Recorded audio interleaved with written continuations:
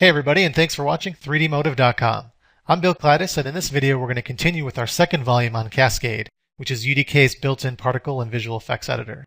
This video is aimed at beginner levels, and we're assuming that you have some basic UDK skills, some very basic 3D modeling skills in a package of your choice, and an intermediate understanding of an image editing program like Photoshop.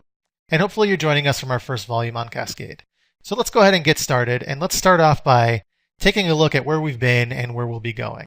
So we've gotten a really good understanding of how to navigate the Cascade interface. We now understand the four major distribution types. We've gone over a great deal of the core and essential modules that are used in a lot of the particle systems.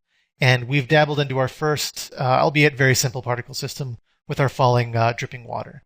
So let's take it to the next level now, and let's start making some more intricate particle systems that are visually more complicated. They use multiple emitters. And they're using things like meshes instead of sprites. So for example, we talked about our health pickup here. We've got our mesh for our health cross. We've also got a mesh for our light ray there. And we're going to start making textures, both by hand, and we're going to use real footage as well.